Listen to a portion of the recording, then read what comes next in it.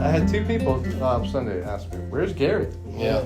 I'm like, Gary. You don't tell me. I just do a podcast with a man. Yes, thank you. You're welcome. You're welcome. So if his ultimate will is to make you more like Christ, there's a whole lot of room for me to be more like Christ. Right, I'm nowhere for sure. close. I think he's more concerned with if I do get that parking spot, am I going to be grateful? And if I don't get that spot, Will you still be am I going to still carry myself in a way that is worthy of the gospel? God didn't answer most of my prayers during that time. All right? I'm going to go ahead and tell you. Shout out to my streakers. Well, there's a highlight reel moment. There you go. Sometimes we do. We treat prayer almost like a negotiation. God, how about we do this, this, and this? There you God, go. can we do that? And I think Jesus said it perfectly. We just kind of get it backward. Why are you worried about all this stuff?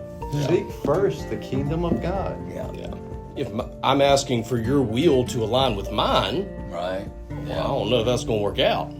When Christ, who is your life, not a part, no, He is our life.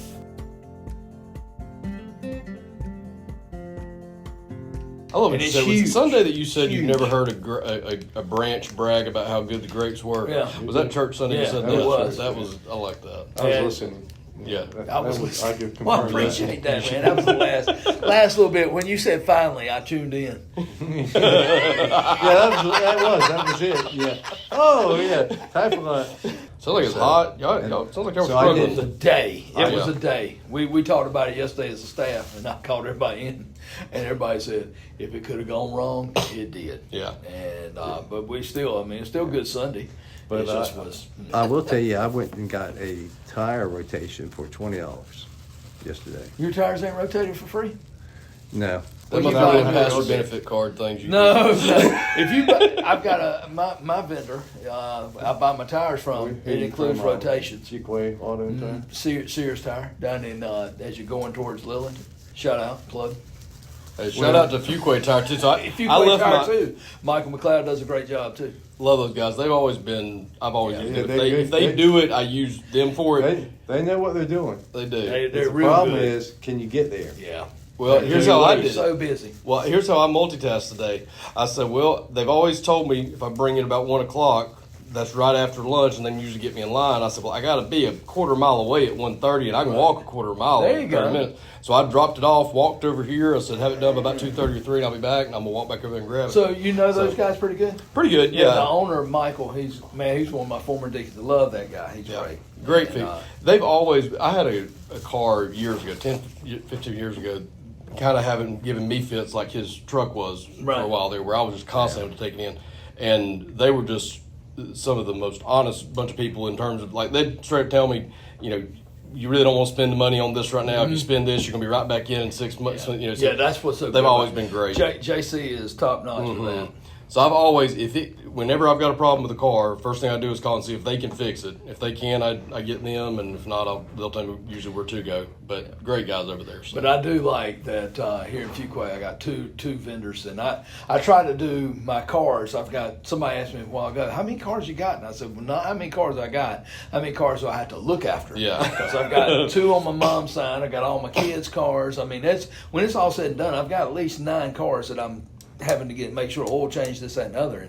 And I kind of divide them between the two because I love both of those guys and they do me right. But I know when I've gotten tires there, they do a free rotation Nice. for life. So that's pretty nice. I'll say, hey, real quick, welcome back to the other 167. Hey. What are you Hosted doing? by KGB, Kenny, KGB. Ben Garrett. The Russian mafia. The Russian mafia. Russian police. I'm going to see how many different names I can call us as we come in here. So, happy birthday to Ben. Hey, Ross, thank you. I did try to find party hats. That is nice, but I though. didn't I find. appreciate the cupcakes. We have some cupcakes. If you, Man. And then I thought about it on the way over here. I said, I bet he'll have 10 cupcakes today or some Well, type of cake or sweet or I've got something. several cakes. I'll just take that. Yeah, we'll take Just do a little But I swap here. will I'll take say, How much milk? Did you get a lot I've of got milk? a milk. I just need I ain't got any milk, but I need a pint. I do Go have with that. do have somebody bringing some sausage balls a while ago. They called me and Ooh. said I'm bringing you some of those. So I'm kind of like, golly. And you? We'll have a I little got a lot of potluck eating party to for do. being here. Yeah, we'll do today. it. Well, But as Renee said, it's on Instagram. Somebody put it on Instagram. Is that right? Yeah, what's the church. Instagram? Oh, yeah. The church that has Was it you that put I it? didn't do it. Oh, yeah, right, yeah. No, I try my best not to make much of it, but I saw it on Facebook this morning too.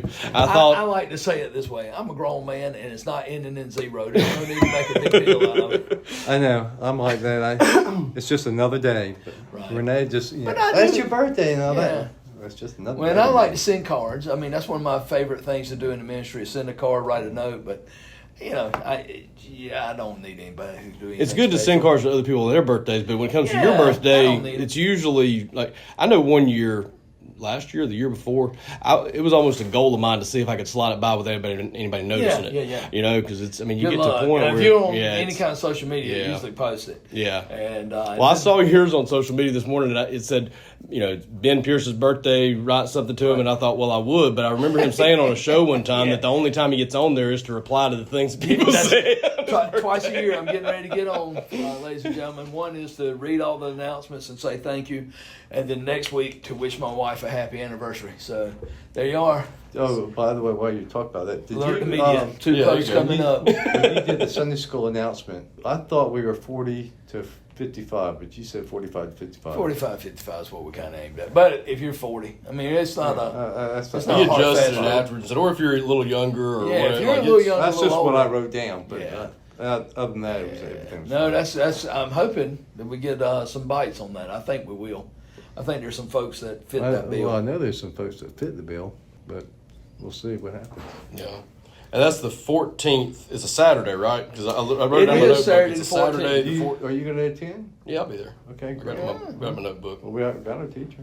Yeah. There you go. I'm not teaching it. Well, I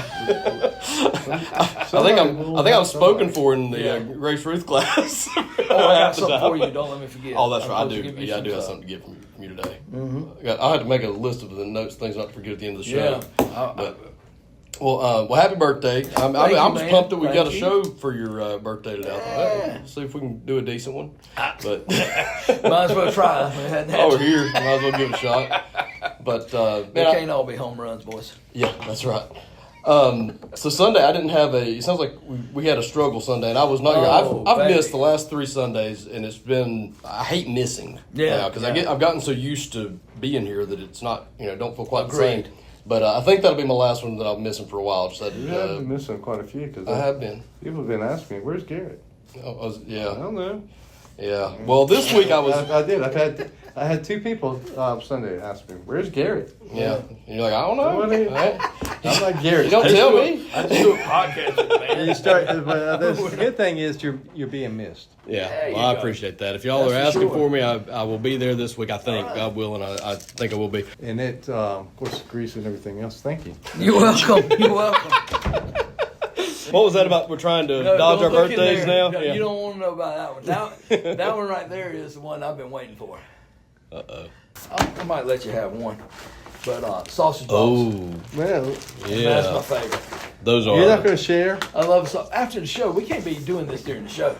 We're professionals, and I don't want to hear the smacking. No, and all no that. eating while no eating while You're recording. gonna see me drooling in a minute when I pick those out of the bag. You made me look. If at you're not, it. if you're listening and not watching, we have a small buffet across the table here right now for all Got the cupcakes the. You got the sweets, Yeah, Nate, and Kenny made some. appetizer, and meal. Yeah, Kenny's brought some clam chowder. I brought cupcakes. We Hatteras got style. sausage. Yeah. See, I didn't know there was a Hatteras. I just thought it was Boston was the only one that did. That's New England. New England. Yeah, New England, Manhattan, and Hatteras. It's It's a what's brawl. Manhattan tomato? Yeah, I've never really had the tomato. I see it in cans. Yeah. I've never had the tomato. Now that you mentioned it, I did know there was. I knew there was Manhattan. And there's a Rhode Island. I can't remember what that's called. Kind of like barbecue. You got a bunch of different styles and probably some Yeah. rivalries And there's between only them. one that's right. Yeah. Well, see, I'm from the western part, so I get torn there too. I get a lot of smack talked man. about that western Oh. barbecue around here. Yeah. Oh, But- yeah, these folks around here, it's vinegar based. Period. Vinegar, yeah. I wasn't aware there was a can't- rivalry until I You moved can't here. even, don't even mention Yeah. mustard or any other kind of base. Yeah, that's it. Oh, these people around here take it right. So Sunday was it sounds like it was a fit though, because the air conditioner wasn't working, Yes. the projector. Were any of these problems It was related to one 80, another? yeah. When it Okay. gets hot in that place, and when I say hot, when I walked in there at 8 o'clock in the morning, or no, I get there about 7:30 in the morning is what I'll try to get here by. And when I walked into the worship, I go around and turn on the lights, walk around and just kind of pray for the place, and walked into the sanctuary, and I said, oh, good gracious. Came down here and looked on my computer, and it was 88 degrees. And So it basically was putting not only just hot, because it was hot outside, it was putting heat in there. So the chiller wasn't sending cold air up there. So it was just blowing hot air and just kept circulating hot air. So 88, and I was like, oh no. So I pinpointed what it was, and it was a water pump issue and so we got that fixed. I had to replace a fuse, got that fixed, and it started cooling. And I was like, okay, this is we'll be all right. Mm-hmm. Well, it didn't drop the temperature of that water. Yeah. Not enough it was putting out like 72 degree air, 74 degree air, but not anything that was going to bring it down. Yeah. So, oh man. Everybody, I was preaching, and everybody was. And when you step when you get on in the pulpit area, tell them what you told Renee. Tell them what I was thinking. Man, why is he not taking his jacket off? Yeah, well, it's a sermon illustration. See, he preached the whole time with the suit on. Yeah, but I did that because of the sermon illustration. Renee helped me to pick out, because I wouldn't be able to pick out this jacket, nor these pants, and the shirt, and the tie, because I wouldn't be matching, and that's why we're not getting fancy here. Yeah. If I wear like a black short, Renee, what color am I going to wear? So I need her to help me to discern between best and good. Yeah. Is what I was getting at. And, and that's sometimes is what Paul was praying, is that we would have the discernment to be able to tell between best and good. Because it's not always, I don't think discernment is always right and wrong. Yeah. Or good and bad. Right. Sometimes it's what is good and what's not as good. Yeah. And that's that spiritual discernment. And you got baptized Sunday? Oh, I got drenched. Yeah. That's soaking wet. I don't think anybody was believing how hot I was, but after the service, somebody came up there and patted me on the back and said, "Man, you did get wet." And I said, "Man, I didn't stop sweating until Tuesday." Yeah. Well, you said at the end of it, you sweated about everything you had out of it. Man, but it was. I had sweated. I mean, it was. Well, when the lady on the front row came and had me. I saw that. Yeah, I didn't know what she was doing. I was like, "What's she doing?" I was thinking, and she handed me a Kleenex, and I my only concern was if I wipe it on where my 5 o'clock shadow is, it'll get linty, and I didn't want to have lint. Then I'd be hot, what you meant with the lint. Okay. And I was like, "This ain't gonna get lint on me, is it?" And I said, "Well, shoot, I know I ain't got too much hair up there. That would work." Yeah. But it was hot. But I love the sermon, and I love the series we're doing. That's where it's. Looking at the prayer life of Paul and P3, if you will, powerful prayer life of Paul, and but it has been some kind of good. Now I'm hoping, and this is my concern, is we don't have but a few more because it's not that many of a series. That Colossians 1, which we're looking at this Sunday, is I hope it's not as what's the best way to put it? It's not necessarily redundant. But some of those prayers are kind of the same. Mm-hmm. Because Paul's ultimate prayer is that we would grow in our Christ-likeness. Mm-hmm. Now, he might word it differently. In Ephesians 1, it was more about discovering Christ, or that you would be enlightened. Ephesians 3 was that you would be empowered. Colossians that we did this, or Philippians that we just did, was that you would execute what God's working in you. So now it's Colossians 1 it almost goes back to that you would be filled with the knowledge and understanding. So well, and there is kind of a cyclical nature to that, in that as you do that, it does revert back to the beginning again, and that does bring enlightenment again. The execution brings back enlightenment. Yeah, so it should take you deeper. As you walk with the Lord, and that's really what Philippians is all about. The prayer we're going to be looking at this next week is in Colossians is about the walk with the Lord. In fact, he says that you would walk worthy of the Lord. Yeah. And so as you walk with the Lord and as you grow in faith, I think you're going to see more and more there's more enlightenment. There's more discovering he is. As we said last week, how do I know he's a healer unless I've been sick? Yeah. How do I know that he's this provider unless I've been in need? And so as you walk by faith and you see him meet those needs, it's a deeper enlightenment. Yeah. Well, I love the sermon this week, and I've really loved the series so far. And I know that you paid, it sounds like, quite a price for the illustration of the suit, but I really enjoyed that. Such a sacrifice. Yeah, it was hot though. I hope it was worth it. It was the highlight for me. I mean, it took a half a page of notes and me basically just summarizing that, because I thought that it was such a beautiful way of explaining something that I've been trying to figure out how to put words on, I guess, in my own mind, and some things I've experienced with that. And it's like wanting that difference between good and best, and that it really doesn't matter what anybody else in the church thinks, she's the only one that you're trying to impress anyway. It's the same thing with our lives. It doesn't matter what a situation looks like to me or it looks like to somebody else. God's the only one that I care about impressing with the way a situation's being handled. And her and Kenny. Her and Kenny. Yeah. I thought you were going to leave me out. But I wasn't going to say nothing, but I'm glad. But no, I love that. There were a few good lines. Joy is a choice was just one of them little one-line nuggets that I loved. Well, there was a lot of stuff that I think I see in Paul's prayers a lot of times. There's little things that it may not be your main theme, but those are things that you can draw from. I mean, for him to be thankful and joyful over some Christians when he's maybe going before Caesar soon and facing death, that tells me joy is a choice. The fact that he's praying for their progression of love, that your love may abound still more, that tells me that love is not something you arrive at. It's something you continually grow in.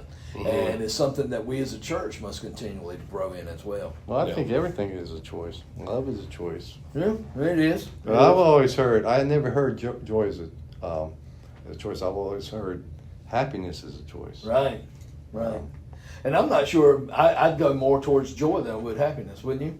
Or would you? Yeah, I would go with all of Because, them. I mean, look, let's face facts. Sometimes happiness is nigh on impossible.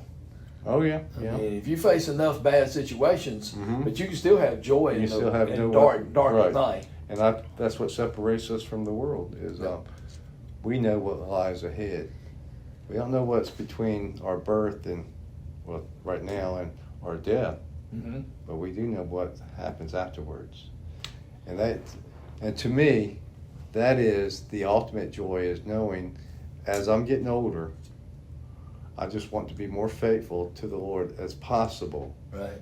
Knowing what the end result will be, I don't have to I don't get depressed when I'm getting old. You know, a lot of people that aren't saved are depressed and are, they're getting old. They can't do what they want to do. They can't do what they used to do. Used to could do. They are lonely, depressed, stuck in a nursing home. Nobody comes to sees them. Mm-hmm. Even if I was home alone and nobody comes to see me, or I couldn't get to church or whatever, I still have that joy or excitement of knowing just a few more years or a few more days. Or even that. I mean, and I think that's a big piece of joy. It's kind of a hope there.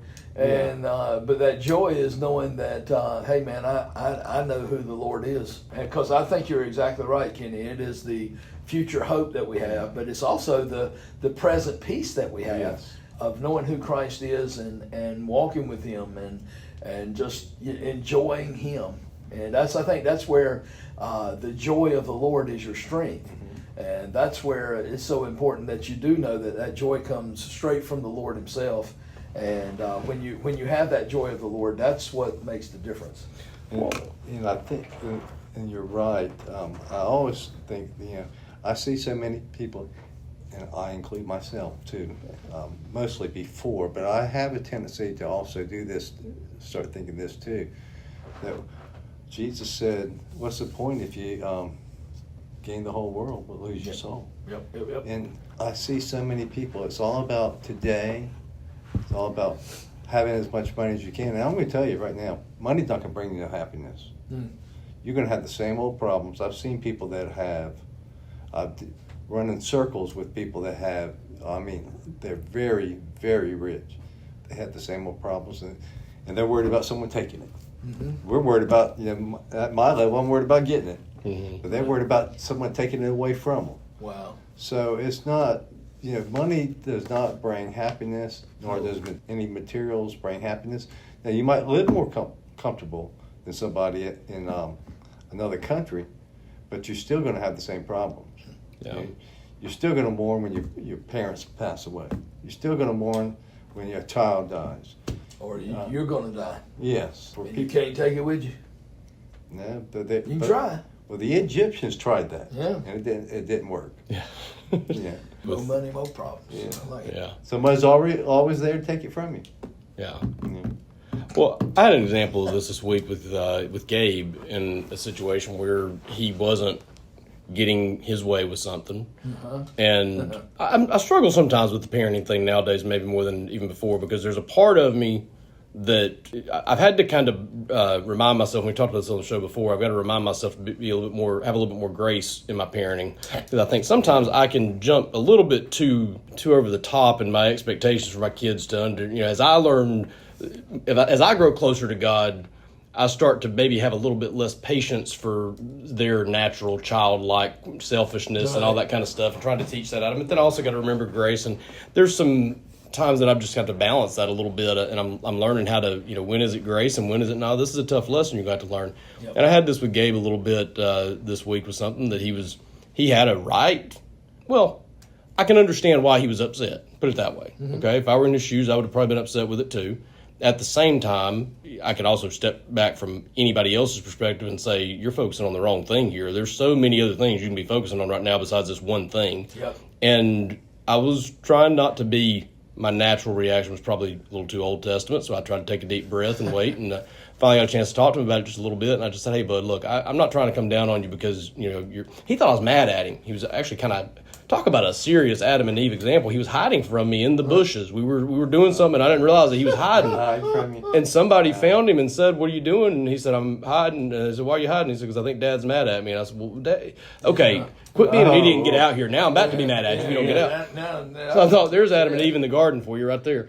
But I told him, I said, look, I'm not mad at you. I said, but I do want you to understand a different perspective on this, because you're choosing to be upset about something instead of focusing on this. And I laid out 4 or 5 different things that he should be thinking about. And I said, I'm not telling you all these things to try to make you feel guilty. I want you to be happy. Yeah. And if you'll focus on all these things, you'll be happy. If you focus on this one thing, you're not going to be happy. Right. And as your dad, I want you to be happy. So why don't we be happy about these things? And yeah, this thing kind of stinks. That's okay. Get over that. Don't get over it. Just stop focusing on it. Don't let your world be ruined. Right. Don't let your day be ruined. And I think there's so much of that we can. I do the same thing. I had a lot of this week. It's been a busy week because God's given me something I've been praying for. He just gave it to me too fast, right? So it's like, well, all right, well, thank you, but man, slow it down a little bit. Well, but you can, every day you can kind of choose what you want to focus your energy on, right? And if you're paying attention and you take the time to look around at the blessings around you, you are going to feel. I don't know how much joy is a choice as much as it is an observation, maybe. It's not something I can just wake up and choose to be happy, even though I'm not happy today. Yeah. But if I focus on the right things and I find that things in my life that should bring joy, I think what I mean by that choice is you got to choose what you focus on too. Right. And so it's a choice of what you're going to focus on. And I think it also goes back to what Jesus says about the world, the joy. The world can't take your joy away. Right. Because the world don't give it. Yeah. But now what it does say is it can be robbed. Oftentimes we people are robbed. I'm trying to think if we can make this jump of this.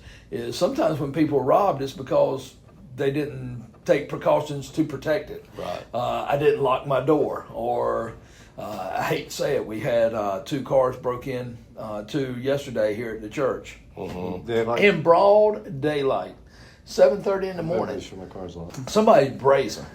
But I'll tell you a story. But unfortunately, those 2 cars that were broke into, they left purses where you could see them. Mm-hmm. Well, I'm not saying they chose to be robbed, but you can take precautions of that. Don't put a purse in there, or don't have anything to rob. The poor fella, he looked at my 2009 Kia minivan. He just passed on that. He broke it and put something in it. I ain't going to try that one. He broke in and put I'm short something of time. in it. I got to move on. He said, this poor fella, I'm going to leave him something. But it's he one might of... put some money in there for you. That's right. Sometimes what happens, though, is we we allow the enemy to rob us of our joy, and sometimes it's because we just put stuff out there to make it easy for him to rob it. Yeah. And so I think that's why joy is a choice of what are you going to focus on. Are you going to choose joy today, or are you going to choose the mope? Yeah. And that's why it really does come down to a lot of times decisions we make. Like you said, what you're going to focus on, what's going to be the emphasis of your of what your intentions are today. Yeah. And as you grow closer with the Lord through that cycle that we're talking about earlier, I mean, that's part of that enlightenment that comes from the execution piece, is that you start to, through the execution, you start to see more and more things to be happy about, or to find joy in, and to find joy in the source of that, of those blessings. And it's it's so easy, and I see it a lot, probably more so now than I used to, and other people that I see it a lot with work. I mean, I deal so much in that area where greed is such a big prominent thing that I have these conversations with people that are just all bent out of shape and making more money than they can ever imagine spending, and they're just all bent out of shape because so and so's making more money faster than they are, and it and you just addiction. Yeah, and you feel terrible in a way for them in the way it's like, man, that's just, from my perspective, I just don't look that important, for you to be all upset about. Well, and I think too is things that as you grow up and mature, and I think that's one of the signs of spiritual growth is things that used to bother you, or things that used to just tear you up, and they don't bother you as much, just because there's some things more important now. Yeah. And I think one of the keys to life is getting to that place to where be more worried and upset about what upsets Christ than just everything that tears up your apple cart this morning of, hey, I'm just, oh no. Well, that takes time. It takes time, and I think it takes a real dose of reality of, I think what you just said, am I really that important, or the things we think are important, and oftentimes it is time, because it's people that have lived life and they come back and realize, you know what, that ain't as important as we thought it was. And I hate these not churches, but these, and I'm going to just say ministers, if they are. Trying to preach a gospel that God's going to give you everything. You're going to be happy here. Yeah. I just think that's actually it's an insult to the gospel. Yeah, it is. Prosperity gospel is a slam. It's not the gospel. And nobody's getting rich but the person that's preaching it. Yeah. And I'm not sure is he preaching it. Let's be honest. There's no reason to. If I had everything I wanted, why would I need God? Yeah. And so they're preaching in a thing. Everything against the Bible. The Bible says, wait. They say now. The Bible says, don't worry about what you're eating or drinking or where you live. These guys say, be concerned about it, because if you pray hard enough, if you give $1,000, you'll get it. Yep. And so I don't even know if that's even religious. That's just I believe. Treating God like a genie in that situation. Yeah. It's just not. And the people that are getting hurt is the people that are following that. Oh yeah. And then their faith gets damaged because they're believing God as a genie and not a God as a savior. And they misinterpret certain passages that have nothing to do with it. Just because Abraham had a bunch of camels and was blessed by God doesn't mean that and look, John in 2 John and 3 John, I pray that you would be blessed, and I pray that your soul would prosper, that you would see those. He's not talking about financial blessings all the time. Yeah. I mean, there's other things besides financial blessings, and you're exactly right. For those guys that are so into the money, here's the way I look at it.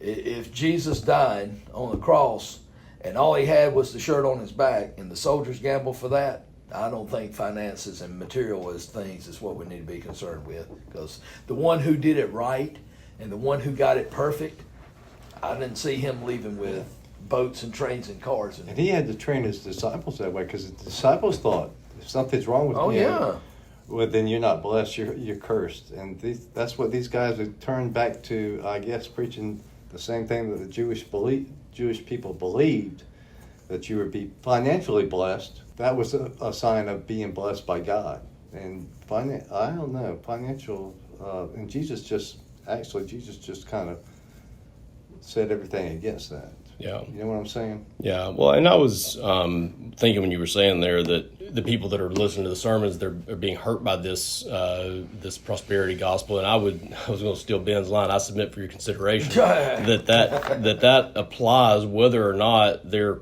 and I'm going to say air quotes around prayers here, whether their prayers are answered. If you pray for God to give you a bunch of money and you don't get it, then yes, that can damage your faith and you think God doesn't answer your prayers. Right. I would argue that even the people that are praying for that and they happen to be getting that it's hurting their faith as well, because they're misaligning and misunderstanding what a blessing from God really is. They're getting, I would say maybe it's likely a coincidence that these prayers are being answered. Maybe God's doing something beyond my understanding there of why people pray for that, because the preacher said to pray for money and they get money and then they get money. It obviously happens sometimes because luck of the draw. Sometimes those things are going to work themselves out, maybe. And I believe they have already deceived themselves. Right. But they're being robbed of a true understanding of what is really important to God. Well, that's what I'm saying. They've already deceived themselves, and you can't talk to them. Only God can help them. Yeah. And I don't know. And I think it's kind of hard to paint it with a big broad stroke. Right, it is, because I mean, James says, "You have not because you ask not." Mm-hmm. And sometimes, man, I may be in a bad way, and Lord, can you just help me to meet my daily bread or meet this bill or whatever? And God does. I mean, so there are times when He does provide and does meet financial needs, and then there are other times when. But I think it's where it goes back to the getting rich, the getting more than whatever. I mean, and it always goes back to the heart. Yeah. For those pastors, it is all about the next dime. And what's the next verse after you have not because you ask not? Because you asked the wrong motives. There you are. Yeah.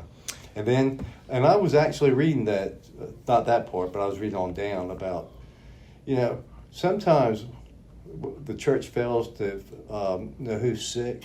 And I've never really thought about it. I've read that scripture 1,000 times, and I've just passed it off. It said, when James says, if you're sick, call and have the elders to pray for you.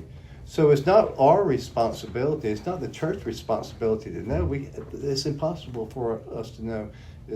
But a lot of people get upset because the pastor didn't come see me. Right. Well, the pastor didn't know. He didn't tell nobody. Yeah.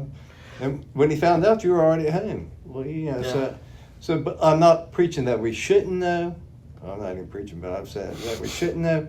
But it's not our number one responsibility to know who's sick and who's not.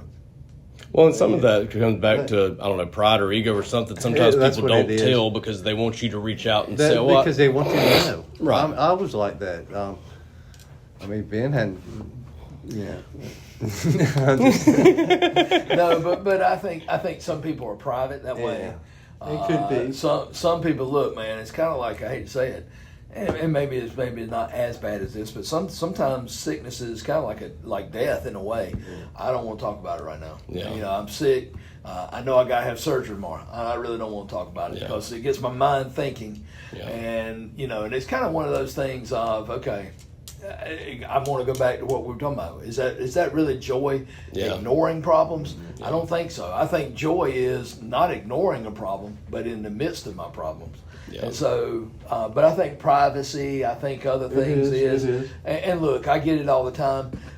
Pastor, you got more important people to see, or more people that are more sick than me. So don't waste your time on me. Yeah. And it's kind of like, no, I want to come see you. That's what they tell you, but that's not. Yeah. It's my responsibility to tell the church first. Yeah. That's what it's not his responsibility to know. Yeah. I mean, certainly people are going to tell him that somebody's sick. And you want that he would, he may try to find out, or he may in talking and see. I try to remember. Okay, if somebody tells me I'm gonna have surgery, or I'm what's going on, I try to make a note in my phone so that next time I see you. Am I on there? You are. You are. No. I didn't know if you wanted to bring that up or not. So no, that's not really a surgery, but I don't know. We'll have to talk to Renee about that. I think it technically is. Are you being put out? Are you being knocked out? Well, I'm sure not going to watch them. Then that's probably a little. If nothing else, it's a procedure. Well, I've been put out for about 15 minutes, 30 minutes. It's when they put you out longer, like a couple hours, then you wake up and just, oh man, and the first thing that goes is your bladder. You can't never, you have to stay there until you go to the bathroom. I didn't know that. You didn't know that? No. Oh, well, I don't know if it's changed, but once they put you under, I imagine that makes sense. Your functions just kind of get lazy or get out of order. But if you've had major surgery, you got to go to the bathroom before they let you go. The stuff you come up with on this podcast. I'll tell you. I didn't think that was even going. I would have never thought that had come up today. No, I would have never either. That's what I was laughing at. Yeah, we have hit that one. Yeah, we did. I love it. I think with the praying thing and asking people to pray for you. Yeah, let's go back to the prayer. This is getting real. We got to wrangle this thing together somehow. We're getting a lot of loose ends. We're going to choke ourselves on all these loose ends. But one thing I've experienced with it, and I'll give you a real example that you'll be able to relate to, I suppose is where I used to bug the heck out of you probably throughout the week all the time, praying for this, praying for that, help me with this, what do you think about that, asking you a bunch of questions. Over time, I don't do it as much anymore. It's not a I thought I'd give you a break. I figured to remind me of other people you wanted to talk to once in a while. But I mean, there's been a lot of times that I've gotten ready to send you a text about a prayer, and I'll start to think about it a little bit, and it's almost like God kind of just taps me and says, talk to me. Right, talk to me. I've gotten that a lot. Yeah. Just talk. You don't need to ask Ben for. It doesn't mean he doesn't want me to ask you anything. Yeah, he doesn't know everything. Right. Talk to me. But there's some of that. There's other times that there might be things that some people would say, well, why didn't you ask Ben to pray for this, or why didn't you? Because I wasn't as worried about it as some people might think that I should have been. Right. Why is Kenny not necessarily talking tons about it? Well, he don't seem that worried about it. No. I mean, and there's nothing wrong with that. So it's. The answer to that can be 100 different things depending on the individual, but it can come back to that heart of, there might be a situation one person's going through that they don't share with somebody else, and it could be because of privacy. It could be because they just don't necessarily they're worried about it. It could be they want you to come ask them so they can feel better about it. It could be a pride thing. There's a lot of different reasons, but it doesn't necessarily mean we should know. We can't jump too quick to think that we know the reason for it, because each person's a little different in why they do or don't ask for guidance on things, or for prayers on things. Mm-hmm. I thought about this as a litmus test the other day. This might be a time to bring this up. I don't know if this is 100% true always, but it is something I've tried to keep in my mind in my prayers a little bit. Is this a godly prayer or not? Mm-hmm. And as a fair litmus test, I think, I like to ask myself, who else benefits from this prayer being answered besides just me? If I'm the only one that benefits from this prayer being answered, kind of makes me want to pump the brakes just a little bit on what I'm on this request. It might depend on what the request is. Yeah, I think there is. I don't think it's please help me to get this job because I want to I want the money. Well, that's probably just, now I might can do some mental gymnastics and say, well, that's for my kids' benefit, or that's for so-and-so, the church's benefit, or whatever I can find. But I'm probably going out on a limb there. Now, if I'm praying for somebody who's sick to get better, that's, I'm not seeing much of a benefit from that other than just seeing, wanting that for them. Now, if it's give me wisdom, well, maybe I'm the primary benefactor of that wisdom, but that's probably going to help other people. Right. But I think when you're that heart of the matter and the heart behind the prayer, I don't know, is that a fair? I think it is. I think also, though, I don't think God has a problem. I mean, I sure pray it is, Lord, help me to grow in Christ's likeness today. Mm-hmm. All right, now, was that going to benefit others? I'm sure it is. Mm-hmm. But my intention is God, I want your will in my life, because that is God's will, is that we would become more like Christ, be conformed to his image. When we talk about God's will, it's not always, should I eat supper at Panera's or Burger King? Yeah. It's more of God's huge moral will, if you will, that he would have us to live a life that matches up to this calling that he has on us. And so praying that is fine, but even that is like Paul prayed. Now, he's praying for others too. Mm-hmm. And he's praying for the church at Colossae and Philippi and Ephesus that they would grow in that likeness and become conformed. So even in our praying for ourselves, I think we should be doing it corporately as well. Mm-hmm. So I tend to agree with you on that it might have something to do with if it's just about me or if impacting me, because if I'm praying for my own growth, that's going to impact everybody that I come in contact with. It should anyway. But yeah, and what you're saying there, 100%. If I pray for me, it's going to help a lot of other people. Yeah. But that same thing is true for every other person I could pray that prayer for too. So I want to pray that prayer for people that I don't even know that well, because that's when you really get to see.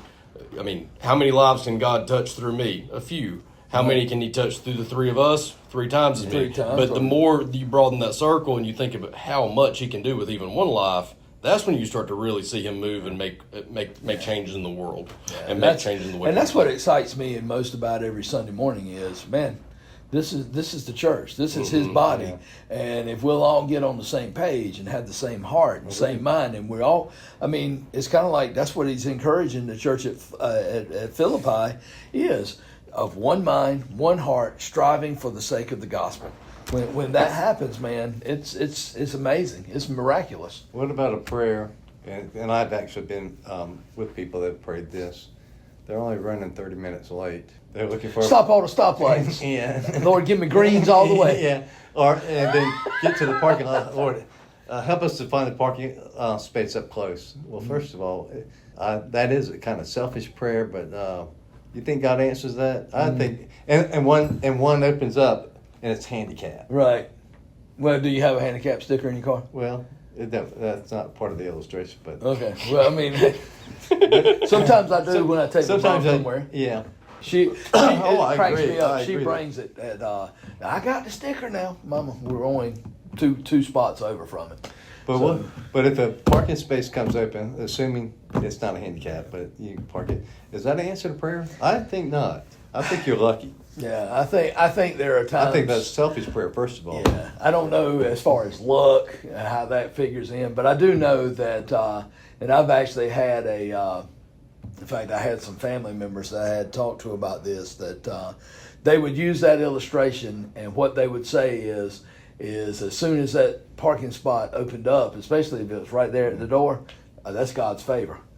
And I'm like, whoa. I pitched a fit over that because they were just firm believers in God's favor. And so anytime something went well, something went, and so part of me was, well, what about when you don't get that parking spot and you're parking 10 miles from the store? That happens to me every time. Favor? Every time. It's always. And so, but they were like, no, it don't happen to me because I'm God's favor. And I was like, come on now, let's not play that. But I've heard sermons based on that. I just don't know about that. I mean, it's crazy. I don't agree with that. I mean, because part of me wants to say, well, then was it God's favor when His son was nailed to a tree? Was it God's favor when Paul was beaten within an inch of his life? Was it God's favor when he was shipwrecked? Was it God's favor when he was stoned? I mean, life has its difficulties, and to expect it to not have any, or to every time something is, oh, that's God's favor, I got a parking spot close to the door. I mean, I kind of wanted to say, look, and I don't know that, I hate to say this because it's not true, but sometimes I wonder, is God really concerned about my parking spot? I mean, I know He is because He loves me. I would think so. Yeah. But I think it's more to that, God's will is not, people say God's will is always going to be done. God's will is not being done here on earth. No. His will is for everybody to be saved, and you don't see everybody going to heaven. So that kind of nips that. Right. And second, another thing is God has to work around. If you're praying for something, and the more people that's involved in it, the longer it's probably going to take. I'm not saying that it does, but it is. Yeah, but He's got it's called free will. He's got to change a lot of people's hearts for everybody to come together, and that might take years. That might take a few months. It might already happen or whatever. But I think a lot of times our prayers aren't answered for a simple reason that everybody's not ready. Everybody's hearts are not in tune together. But there are other reasons. I'm just saying that's one of the reasons. And God's got to go through a lot. I don't want to say the word manipulate, but He's got to go through a lot of paths to answer some of our prayers. So what you just said, I agree with completely, that His will is not being done here right now, and I get that. At the same time, it depends on how specific you want to make the will. If his ultimate will is to make you more like Christ, Right. okay, that's a big statement. It's also not a very specific statement. There's a whole lot of room for me to conform to be more like Christ. Right, I'm nowhere for sure. close to it right now, right? Yeah, that's so, progress. Yeah, I think in most cases it's probably arbitrary where I park. I think he's more concerned with if I do get that parking spot, am I going to be grateful for that, for the fact that happened? That makes and if I sense, don't get that spot, Will you still be am I going to grateful? still carry myself in a way that is worthy of the gospel and worthy that. of what he's done in my life? So now, and I've learned in the last year doing this show that it's much easier for me to speak generically about my examples in life instead of having to get into the details of everything. At the same time, sometimes it's hard to tell the story if you don't tell the details too. Right. So let me 30-second recap the last 2 years. I started to gamble a lot, lost a bunch of money, sold the business, try to get myself out of the mess with that. Come back and start coming to church again. I think we're kind of getting things straightened out. Well, after getting back into church, got a job with a company that didn't last but about 8-9 months before they went out of business. I got into a disagreement with the folks that bought the business. They ended up not paying me a good chunk of what was owed to me in that. Started a new business, struggled with that for a long time to get it going. Got to a point where I had to move back in with mom and dad for a little bit to be able to it wasn't even to make ends meet. I wasn't making any money, so it wasn't much of a choice. And then while I've been there over the summer, some things started to work together a little bit with the business, and now I've just this week come back. God didn't answer most of my prayers during that time. All right, I'm gonna go ahead and tell you, if I'm looking for ask and you shall receive, and that means I asked for this and He gave it to me, He didn't do that. Okay, but if His will was to make me more like Christ, I can't argue that in the last 2 years He's done that. I think that's the ultimate one. Yeah. So it goes back to what are you asking for in that your will be done? If I'm asking for your will to align with mine, Right. well, I don't know if that's going to work out. But if I'm trying to align mine with yours, then you start to recognize this is a whole parking lot full of alternatives that can get us to that part. So however He's going to use this to make me more like Christ, okay. I think that's the key. I know a lot of my prayers aren't answered or hasn't been answered. Prior prayers, because what was I praying for? Everything that I was praying for was happy. It was about this life. It was, Lord, don't come till I get my driver's license. And so a lot of my prayers weren't answered, but the prayers that I prayed, for a relationship, those were answered pretty quickly. How much do you think Christians do this? We like to figure out the version of what we want that's the most like what God would say is okay, right? Like, let me eliminate my life down. This is what I want, but now God may not like that, so let me find a version of what I want that's going to be what God wants. That's called a perversion. There you go. As opposed I think a lot of Christians do that. I think a majority. Yeah. Because we know what we want. All right, and then sometimes we do. We treat prayer almost like a negotiation. God, how about we do this, and this? There you God, go. can we do that? And that's not a negotiation. But now, hey, there were some times in Scripture, it's rare, where there was kind of I wouldn't say negotiation, but hey, Abraham was talking to God and said, okay, if there's only 40 righteous men in the city, would you spare it? God, I don't mean to be presumptuous, but how about 20? Yeah. How about 10? And how about just one? And God was willing. So I think there are times but I think most of the time we come in with that, okay, here's what I would really like, but I might be willing to, and we treat it like that. Yeah. So that's not, prayer is thy will be done. Yeah. And I think Jesus said it perfectly. We just kind of get it backwards. Why are you worried about all this stuff? Seek first the kingdom of God. Yeah.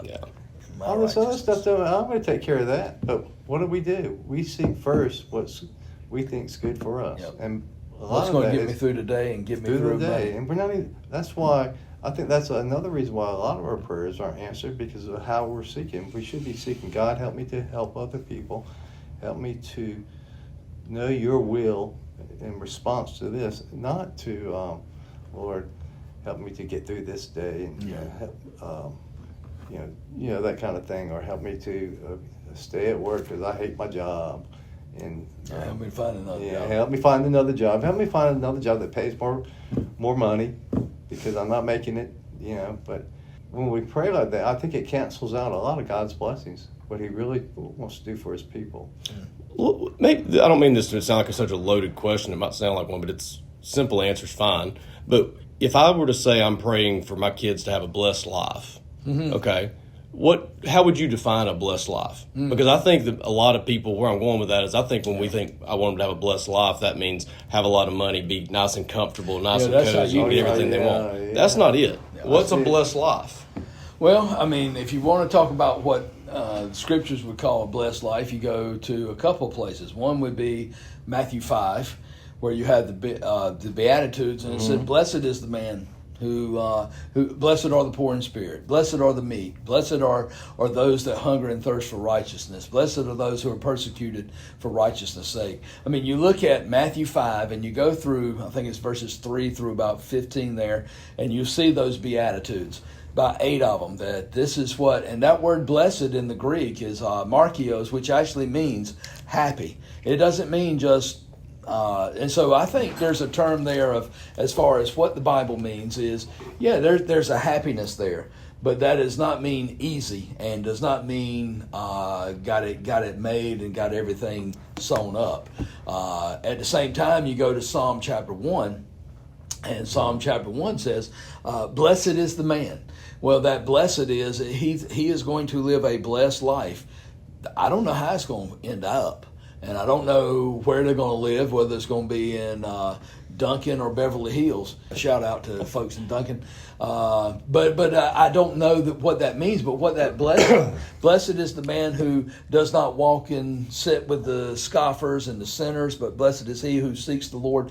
I think there is where you're going to find your happiness. And again, it goes back to, we want to define happiness as, we got to meet these certain standards. I need a 401k, I need a bank account that has this much in it, and I need at least a car that isn't 5 years old. More than 5 years old. Well, that's not happiness. According to Scripture, Scriptures is, I believe happiness is knowing the Lord.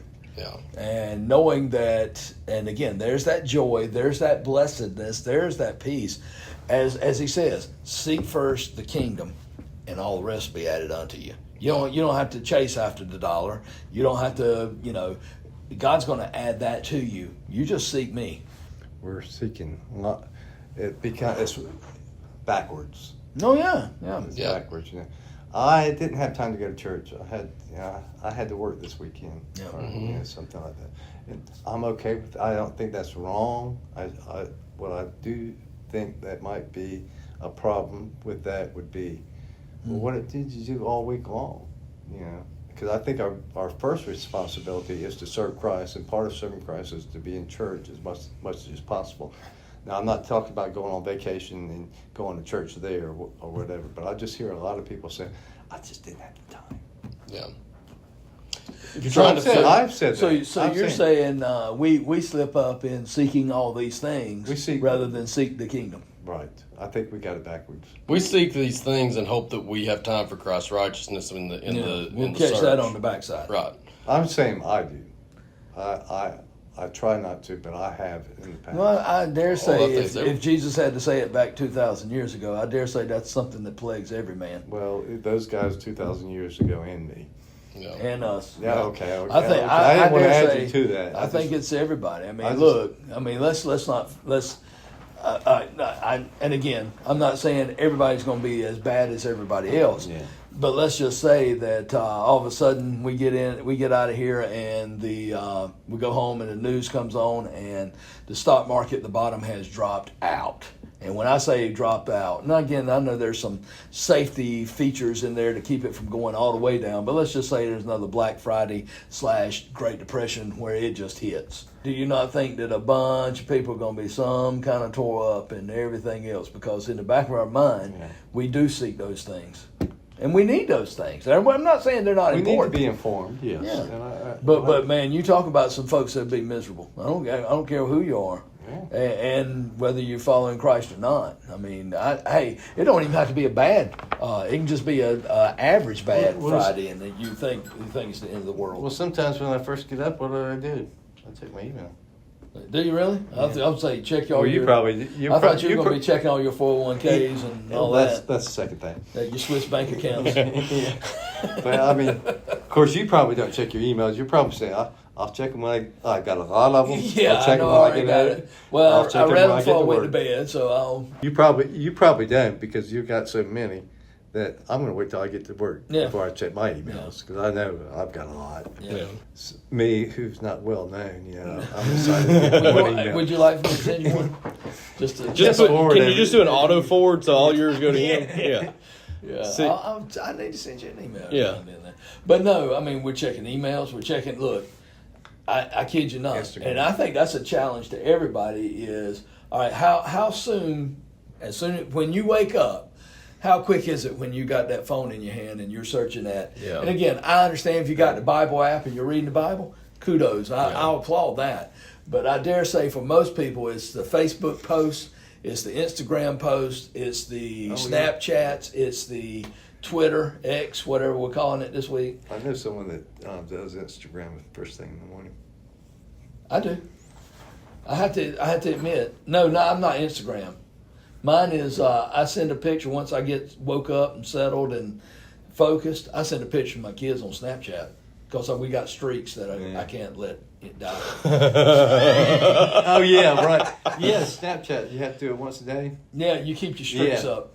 Oh yeah. Shout out to my streakers. Well, there's a highlight reel moment. There you go. If that doesn't work, it's clickbait on the beginning of the video. Daniel takes pictures of the hearts he's working on. Yeah. And he'll always say something like, "It's Monday morning." You know what that means. That's my Sunday morning.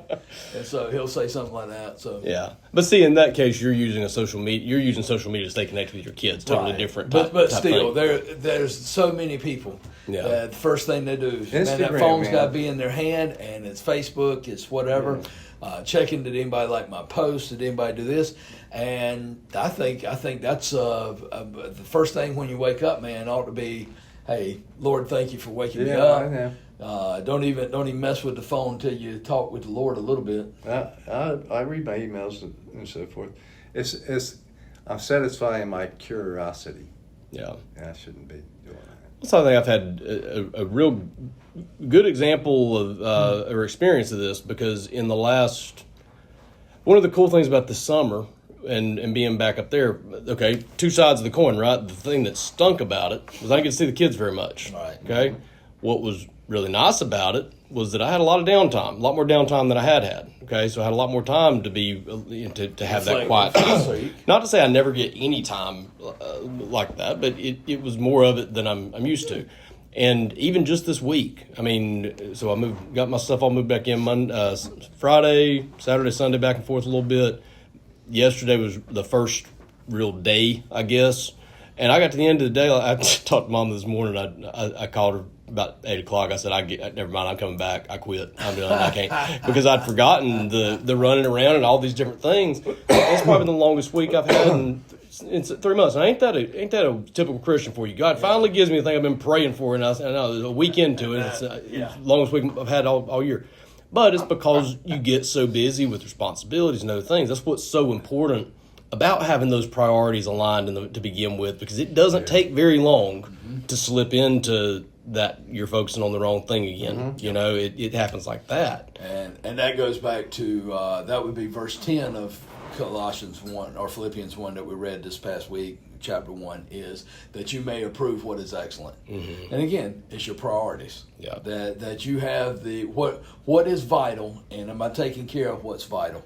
Because that's really going to be the key, is make the main things in your life. And I say it all the time in our elders meetings and in church meetings, is let's make the main thing, because if not, we'll get, man, I know humans and I know my heart, we will get waylaid on some stuff that we're like, why aren't we spending time on this? Yeah. Well, you said that Sunday, godly living requires godly priorities, I believe is the way you worded it, but it's... And that was the thing that I remember from that sermon 2 years ago. That was the thing that the image that I got when you got to that third P, priorities, was that I'd always thought of the old example of a glass jar, and if you put the sand in first, there's no room for the rock. And I just had that image of, okay, God has to be that rock that's in there first. And then all the rest of that stuff, there'll be room for that as he sees fit. But he's got to be that first thing in the jar. And he'd never been that. I've been trying to squeeze God in to all the other sand and pebbles and stuff in my life, and it can't be that way. It don't fit that way. And that's Colossians 3. When Christ, who is your life, not a part, not a big section, or no, He is our life. I mean, because He's the one who gave us our life and made us spiritually alive. But He is our life. He needs to be the focus of our life. He needs to be the basically everything that we're about. I mean, that's the key. Probably the biggest thing that's I'm more inconsistent than what I want to be. Mm-hmm. I find myself, I can be, go for a while, then you kind of get occupied by something else, then you go back, then you get occupied by something else, So I would have to say, one of my biggest problems, and I don't know if it is a problem, is I'm not as consistent as I want to be. Yeah. In my walk with the Lord. Then that's not saying I'm not praying. I'm just saying there's sometimes I just fail. So do you think it's more of intensity, or do you think it's more of laziness? Effort? Probably. So you'd say effort. Yeah. Okay. Because see, I dare say for some people it's more about intensity. They may be putting forward effort, but it's the passion behind it or the reality behind it. So I think there's a lot of things that go into that. But that's why I was just curious of what you would classify it as, because you're not the only one. I mean, hey, everybody in this room, I dare say, has moments, days when we're Johnny on the spot, then days when we can't get our way. Records or checkers, we can be one way or the other sometimes. And so my goal in life, or my goal of my teaching, oftentimes when I preach, is how do you keep the fire burning? And again, it can't be 1,000 degrees every day. Mm-hmm. How do you keep it burning so that it is a strong, constant burn and a strong passion that keeps growing and continually grows? Because I believe that's what it's about. Yeah, it's not the sprinter. It's a marathon. And how do I run a marathon and do it well spiritually? For me personally, I've tried to be just more. And I don't want to say the word consistent, because I just said I'm inconsistent. Right. But just, if I fail, just keep on going. And I do find, and I will say this, I do find I'm not near as inconsistent as I used to be. Yeah. But I'm still inconsistent. But that's part of the maturity. Yeah. You think? Okay. So I've experienced both ways of doing it wrong even. I've had times where it's been laziness, and I've had other times where it was intensity, right? So there have been times that, and we've even talked about these. Yes, there's times that I just, get a little bit sloppy, and maybe I don't say my prayers as much as as long as I was, or as frequently, or I get busy. This week, honestly, I've been busy, and I've not had the time to pray. Okay, there you go. I'm not to say I haven't prayed, but it's not been at the frequency, 10, 12, 15 times a day that I just, those little subtle, it's the one or two little prayers that you just kind of, sitting at a stoplight, love you, God, just little things, those things. Yeah. So and then at the same time, I've also had the opposite, where I've sat there and just done it over and over and over and over again to the point that it becomes legalism, and you're going through the motions and you're checking boxes, right? Both are wrong. Right, you can get that way, yes. And I dare say both choke out. Mm-hmm. And maybe, but both are kind of like a uphill, if you will, if we're talking about a race or a marathon, or maybe both are kind of like something that stymies your run. Mm-hmm. And how do you make sure that you continue to run? I think that's a lot of times is the purpose of my preaching, or a focus of my preaching, or tries to be, is, all right, because we're playing the long game here. I'm not looking for, this Sunday we had 800 people respond. I'm wanting that the people that I have been given purview over as a shepherd, and again, I'm the under shepherd, God's the one who appoints it, is that they are maturing, that I'm looking after them as sheep, but more importantly, that those sheep are becoming more like Christ. And that takes the long game. It doesn't happen in 1 week, and oftentimes it takes years. And, we're seeing some of that fruit now, and I'm looking forward to the fruit 5-10 years from now, because it takes time to grow, and takes time to mature. So it's a long game, and that's what I'm getting at is, okay, we want to be faithful. I not only want to be faithful today, But if the Lord gives me tomorrow and 20 years from now, I hope I'm even more faithful. Well, I like what you said. It takes time because, there's not Sunday morning. There's not people waiting in line to get in church. No. It takes time to a little bit at a time, and I don't think we want to grow as fast as. I mean, we want to grow, but I think sometimes we can't. We need to not take care of what we got, Right. and so lay the foundation to grow more. Yeah. Mm-hmm. Now I will say this: in Acts, when Peter did the sermon, that was a surprise. That the church just grew without planning. Yeah, grew up without planning. I mean, It was chaos. I get, far as the church, total chaos. Who preaches and 99% of the people come forward, and so, but for us, we have to plan our growth, but we also have to be consistent with our growth. I mean, we need to be right now. We need to be laying the groundwork for the next 2, 3, even 5 years. I think too. What's your thought? I think that's a good word for both your life and the church. Yeah. I mean, I think it's one of, I've always said, begin with the end in mind. If you look at the Sermon on the Mount, if you look at the Sermon on the Mount, you need to begin with Matthew 7:24. There's a man. He's going to build a house. In fact, there are two men, and they have a choice. You can build your house upon the rock. You can build your house upon the sand. If you want to build your house upon the rock, when the storms come, and they're going to come to both of them, then the house is not going to fall. So in other words, start with the end in mind. Jesus has given you two ways to live life. You can live it wisely, or you can live it foolishly. And that's where start with the end in mind. Now go back to Matthew 5 and read Matthew 5:6 and think about, okay, two ways to live. Well, I think there's ways to do that when you're talking about church and you're talking about your life as well. Begin with the end in mind. I want my house to be standing firm when I get to the end. Mm-hmm. I want our church to be standing firm. So if you're going to do that, then let's think about how we get there as a church and we make sure that it's standing firm, not just numbers for numbers' sake, but man, we got folks who are truly growing in discipleship, and maybe even, hey, we've got folks who are responding and going into the ministry. I mean, that's when, okay, now we're really starting to talk, because you see it, folks respond and go. To me, how I don't know if it's an answer to the question, but how do you keep the fire burning? What I've learned, maybe more than I've tried to do it, but I've just learned it, is that when the fire's hot and I've got it really close and man, I'm just getting a lot. Two things I've noticed. Number one, usually it's because something was going that I wasn't happy about in my life, and he was growing something out of that. Okay, right. But number two is that was by the grace of God. It was nothing that I did special to get that closeness necessarily. Right. That was just God. Oh yeah, you better believe it.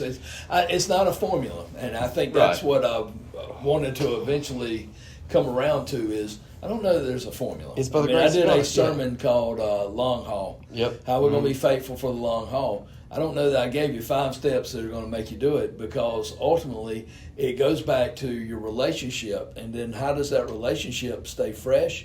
It's through the Word of God and the Spirit of God. And the other thing that's meant a lot to me lately, because you've used it a lot lately, so that verse, he who began a good work in you is faithful. That's given me a lot of comfort and a lot of reassurance this week, as I kind of felt, like I've been a little bit preoccupied or whatever. And I've been so worried over the last few weeks that, please God, don't let me mess this up again. Please don't let me mess it up again. And that's been reassuring to me. Again, you said it this week. We have to work out what God's working in us. Mm-hmm. And yes, it takes you doing not the work, but you have to go through the process with him, and you have to do your part in it. I mean, we play a major role in this. Right. I mean, he plays the ultimate major role. Right. Because apart from him, there is no salvation. Yeah. And he's the one that draws you. But at the same time, you got a big part of this. Yeah. But it's been reassuring to know that I guess he's going to complete the work in it. Now I can make it a heck of a lot harder on myself if I want to stray again, But he's going to finish what he started. Right. That ebb and flow. Yeah, there's going to be times where he just is in my ear, just yap, yap, yap. And he's always got something. Then he may not say anything for a week, and I might be seeking him. And for a long time, I'd worry, what am I doing wrong? Why is God not talking? Why not her? That's just, that's part of a relationship. And it's part of maturing. Yeah. Child's got to be told what to do all the time. Yeah. An adult doesn't. Yeah. I may have to be reminded from time to time to pick my clothes up off the floor. But I already know I have to pick my clothes up off the floor. Yeah. But it's nice that we can just talk to God anytime we want to. Exactly. And he loves to hear his children. Yeah. Yeah. There's no call waiting. That's for sure. And sometimes it really is nice to know that Current on that line. He doesn't need us to have those big phrases and those perfect prayers. Sometimes just as simple as "I love you, thank you" is all. If I had to pray like some people pray, in the King James, I ran out. I only got maybe 20 words to say on that. You only got 20 King James memorized. Yeah, I can't do it. When I talk to God, I just like I'm talking to you. Yeah. I don't. Sometimes I get real. Sometimes, but I just talk like I normally talk. Yeah. Yeah. But, and I think that goes back to Romans 8 anyway. We don't even know how to pray as we should. That's right. So don't think it's got to be King James or regular or anything else, because half the time, I hate to say it, we probably ain't getting it right anyway. But the Spirit intercedes for us with moanings and groanings and helps to straighten that mess out. So I mean, I always go to that, and I'm like, Lord. I mean, there are times when I just think out the words, Lord. My heart hurts. I'm not sure what's going on here. I don't even. Lord, I'm hurting so bad, I don't even want to pray. I'm so sad, I'm so torn up. Lord, I don't even want to pray, but Lord, you know my heart. And I think that prayer to me is just as good as giving a full-fledged, hour-long King James soliloquy as, Lord, you know my heart. And you know what your will. And Lord, that's it. I mean, I just what's on my heart. I'm not going to, I'm not trying to use any type of, Well, you're not going to impress God. No. And nor are you going to manipulate God. And I pray for things like you said. We don't know what we pray for. I think we talked about that. We do. New job, better pay, and it's all right to pray for those things, I guess. But don't let it be your focus point. My favorite one is when God calls me out on a line of prayer, like when I'll be praying about somebody, and I'm not judging them, God. And you're like, you sure you're not? Yeah, because a lot of times you really are, and He certainly knows the difference. Yeah. Maybe before we even know it, He says you sound like you are. I mean, I think it's all right to pray for other people, then maybe throw it in there. And pray for my job too. Then I get a better job. But it's not needs to be your focus point. But Lord, I don't like my job. I'll make it a joke almost sometimes in my prayers. I'll pray for all the righteous stuff I know I'm supposed to pray for the right way, and then at the end I'll be like, and just saying, like, if you want to throw this my way too, I mean, I'm not gonna complain. I ain't getting mad at you, Lord. Oh man, well, enjoyed it, guys. As always, happy birthday. Yeah, I hope 34. We're going to going out to eat tonight. Where are you Renee's going? taking me. Where are you going? We're going to Texas Roadhouse. Which one? Holly Springs. He's gonna show up. There's one at White Oak too. There's one. We ain't gonna go all the way to Smithfield. Garner. Man, we'll go all the way to Garner. I thought you were gonna make a 9 o'clock, man. Make a road trip. Yeah. Roadhouse. Man, I'm 54. I can't be staying out until past 7. That was my favorite part of the show last week, is when I said that about the double shot espresso at 8 o'clock, and Kenny said, "At night?" Yeah. Come on now. You lost your mind. No. Bye, everybody. Yeah. But She loves me. She does. Yes. Not as much as me, but she does. I was telling somebody earlier today, as much as I didn't want to have to go up there in the first place, God didn't give me the time to unwind it either. Right. It's like, all right, it's time to get back, and it ain't going to be any dragging us out. Let's go and get it done. Just getting settled and getting everything unpacked. That's the hard part. Well, that's where I'm at now, right? Is getting unsettled and unpacked and everything, and I got to get internet set up, so I'm kind of out of pocket a little bit for the next little bit, but yeah, I've learned that when God don't ask me for my things on my time,